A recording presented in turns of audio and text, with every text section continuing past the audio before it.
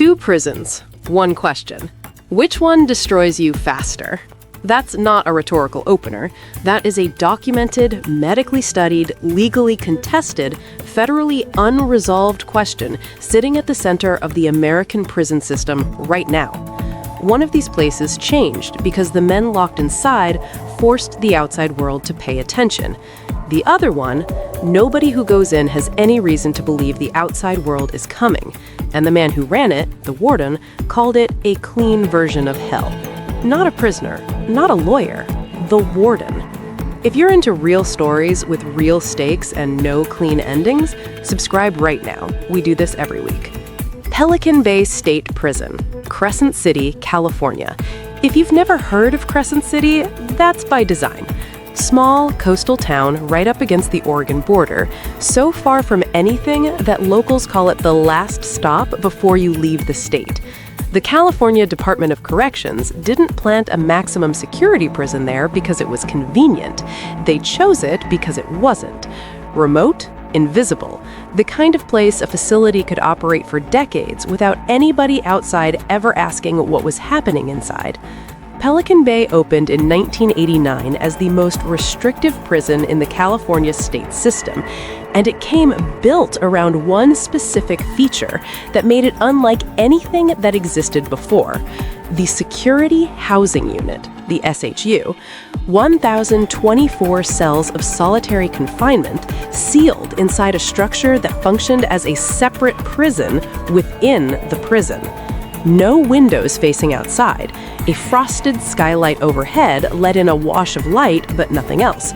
No horizon, no trees, no sky you could actually read. 3 showers a week. Exercise happened in what the men held there called the dog run, a narrow outdoor slot with a metal grate bolted across the top instead of open air. Visits from family happened through plexiglass. Phone calls home were so rare, so far outside the routine, that for most men in the SHU, the sound of a loved one's voice stopped being something they could count on and became something they tried not to think about too hard.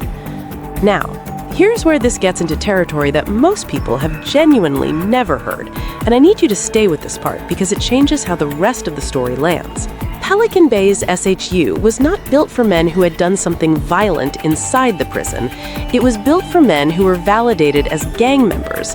The way the validation system worked, prison officials could send you to the SHU indefinitely if they decided, based on tattoos, who you were seen talking to, what literature was found in your cell, or tips from confidential informants, that you were an active gang affiliate. No disciplinary hearing, no criminal charge, no burden of proof in any meaningful sense. A determination was made and you went. The only 3 ways out were parole, death, or debriefing, which meant sitting down with officials and giving up names, identifying other gang members, handing over information that would get you labeled a snitch the moment you returned to general population. For men whose safety inside depended entirely on the structure they were being asked to betray, that wasn't a real option. It was a wall dressed up as a door, so most of them stayed. When the lawsuits eventually came, the numbers were staggering. More than 500 men at Pelican Bay alone had been in the SHU for over a decade. 78 had been there for more than 20 years. One of those 78 was Todd Ashker. By 2013, Ashker had been in solitary for nearly 27 years, 23 of them inside Pelican Bay. In that entire stretch, he spoke to his mother by phone twice, once in 1998, once in 2000. She passed away while his lawsuit was still working through the courts. I don't have a clever line for that. I just need you to sit with it for a second. In 2009, Todd Ashker and a fellow SHU prisoner named Danny Troxell wrote and filed their own legal complaint against the California Department of Corrections. No lawyers, no legal team, drafted from inside a solitary cell. It went nowhere. 2 years later, on July 1st, 2011, Ashker helped launch a hunger strike that the California prison system did not see coming. And what I'm about to tell you about who organized that strike is the part of this story that should be in every history book, but somehow isn't. The four men who coordinated the 2011 action were Todd Ashker, affiliated with the Aryan Brotherhood, Arturo Castellanos, Florencia 13, Ronnie Doberry, Black Guerrilla Family, and Antonio Guillen, Nuestra Familia. Four men from four gangs that had been in open warfare with each other for decades. They couldn't meet, they couldn't be in the same room. They coordinated by shouting through walls, passing communications through attorneys, and working through family contacts on the outside. And in 2012, they released a formal written document called the Agreement to End Hostilities, a call for all California prisoners to stop racial and gang violence, written from solitary confinement by men serving what amounted to life sentences in isolation. The people the state had placed there specifically to be neutralized had just done something the California Department of Corrections had never managed to pull off in its entire history. If that doesn't hit different, I don't know what to tell you. The 2011 strike reached 6,600 prisoners across 13 facilities before it ended. California made commitments, California did not honor them. On July 8, 2013, the strike resumed, and on day one, 30,000 prisoners across the state refused to eat. 30,000, organized from solitary cells. It ran for 60 days and ended only after California legislators agreed to hold formal hearings on the state's use of long-term isolation. One man died during the strike.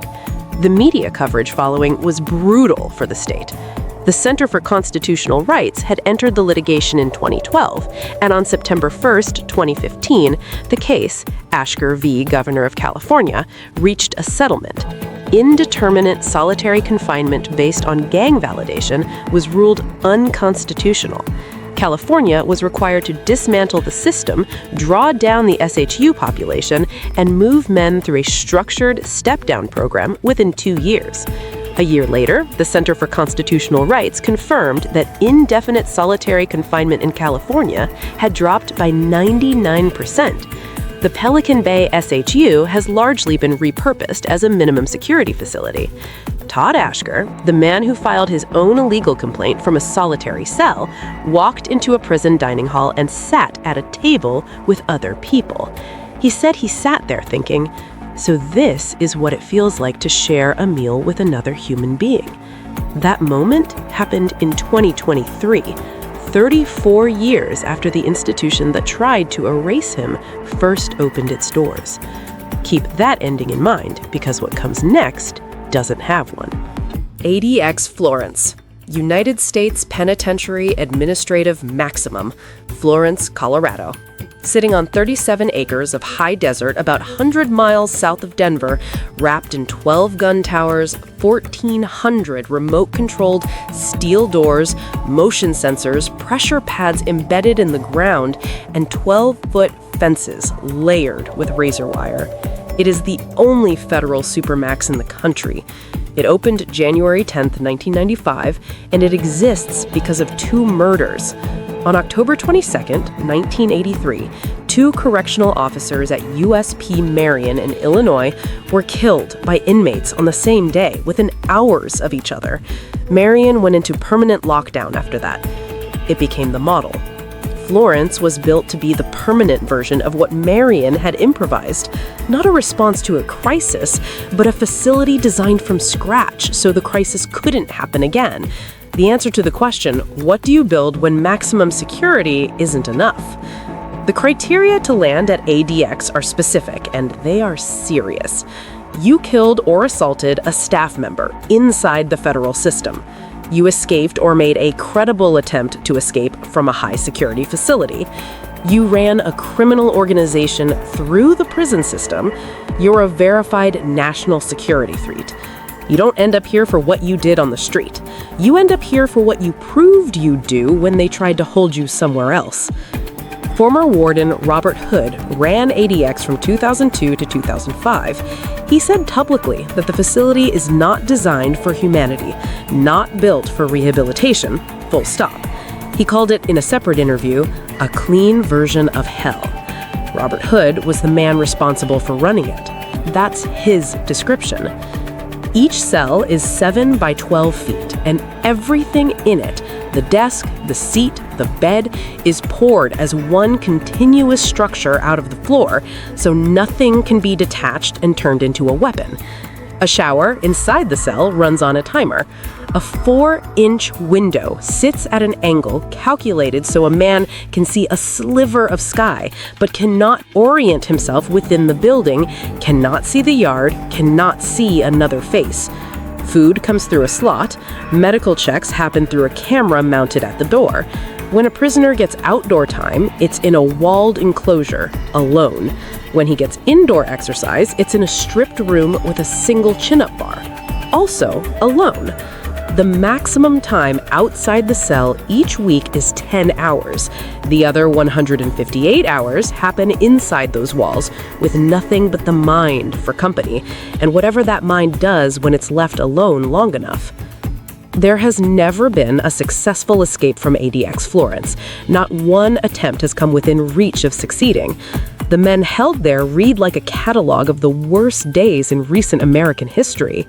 Ramzi Yousef, who engineered the 1993 World Trade Center bombing; Zacarias Moussaoui, convicted in connection with September 11th; Eric Rudolph, the Olympic Park bomber; Richard Reed, who packed explosives into his shoes and boarded a transatlantic flight in 2001; Terry Nichols, who built the bomb with Timothy McVeigh that took 168 lives in Oklahoma City; El Chapo, Joaquin Guzman, who broke out of 2 maximum security prisons in Mexico, tunnels and all, before arriving in Colorado, where the math on escaping simply doesn't work.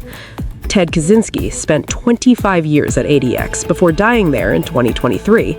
And in the early years, before prison officials separated them, Kaczynski, McVeigh, and Yousef were on the same wing, neighboring cells. They talked through walls. Politics, religion, philosophy. They knew each other's birthdays.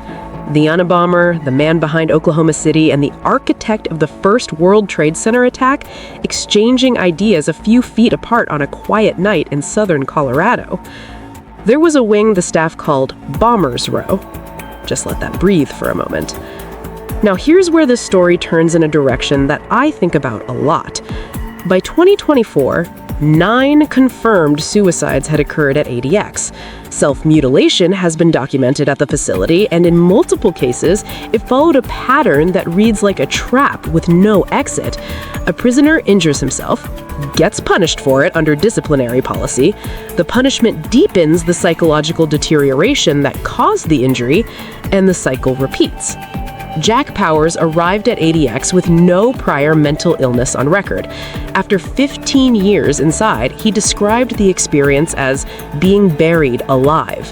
In 2012, 11 prisoners filed a federal class action suit, Cunningham versus the Federal Bureau of Prisons, arguing that severely mentally ill inmates were being held at ADX without adequate diagnosis or care. Before that case was filed, 14 individual prisoners had sued on essentially the same grounds. Every single one was dismissed before reaching trial. Cunningham settled in 2016. The terms included mental health screening before ADX placement, access to group therapy, private counseling, and a pathway to transfer the most critically ill prisoners to dedicated psychiatric units elsewhere in the system. At the time of that settlement, credible estimates put the proportion of ADX's population carrying a diagnosed mental illness at around 1 in 3. The Bureau of Prisons' own written policy says that prisoners currently experiencing serious psychiatric illness should not be sent to ADX Florence. Read that back one more time. Their own policy. And yet, there they were. Here is what locks both of these places into the same conversation. The UN Special Rapporteur on Torture has formally stated that prolonged solitary confinement, anything beyond 15 consecutive days, constitutes cruel, inhumane, or degrading treatment and can constitute torture outright. That is the official position of a UN human rights body, not a campaign slogan. The science behind that conclusion is not contested.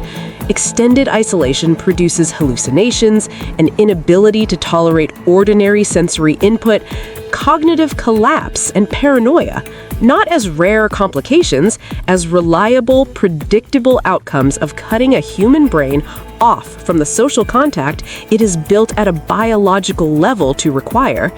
American researchers documented this after studying POWs returning from Vietnam.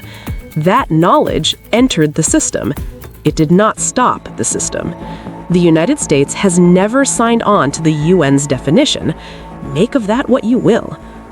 Pelican Bay moved because the men inside made it impossible for the outside to keep looking away.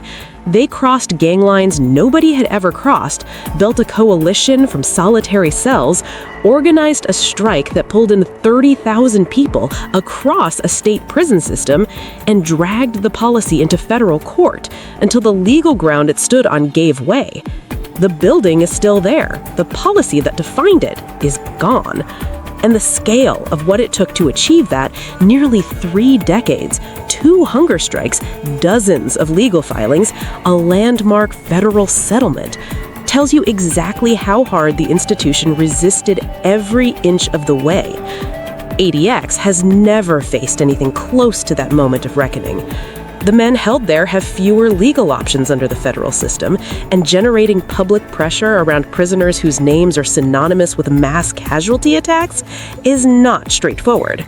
Former Warden Hood acknowledged publicly that not everyone at ADX needs to be in a Supermax, that the population could be reduced, that some portion of those men could function in a setting that doesn't require locking them down for 23 hours a day. He also pointed out, without particular alarm, that ADX's 2 institutional predecessors, Alcatraz and USP Marion, each ran for roughly 30 years before the federal government closed them. ADX Florence opened in 1995. Work that out for yourself. So which one is more secure?